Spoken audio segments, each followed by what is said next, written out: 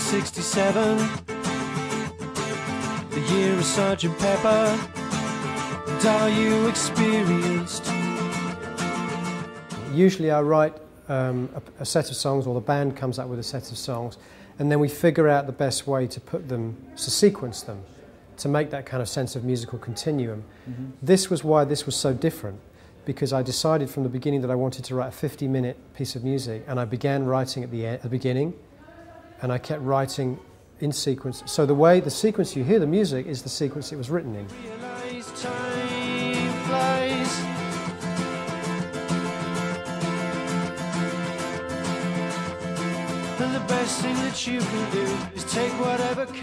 We all, coming out of Fear of a Blank Planet, which is our previous album, which in many respects was our least commercial, on the surface was our least commercial record ever. We made no attempt to write anything that could be played on the radio on that record or anything. And it became our most successful album. Yeah. And I think there was a lesson to be learned from that. It almost seems like the more willfully uncommercial we are, the more people seem to like it, and the more people seem to relate to what we do. So I think there was a sense of kind of further up, further in with this record. Let's do something even more ridiculously over the top.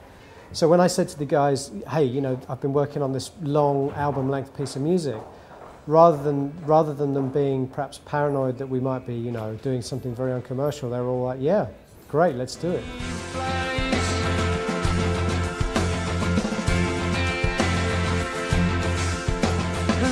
That you can do is take whatever comes to you. Time flies. Well, it is a bit cynical. The incident, ultimately for me, what it came to represent was a very detached way of summarising something that potentially was quite dramatic or traumatic. So the idea that you could dismiss or encapsulate an earthquake in India that kills 10,000 people as an incident, or you could dismiss kidnap and murder of a small child as an incident.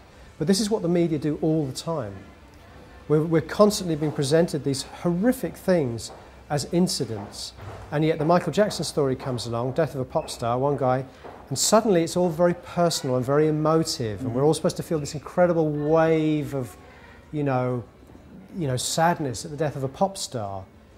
So that became very interesting to me, and I began to notice how certain things were presented in this way and other things were presented in a much more kind of emotive way. And I'm not quite sure how they make those decisions or who makes those decisions.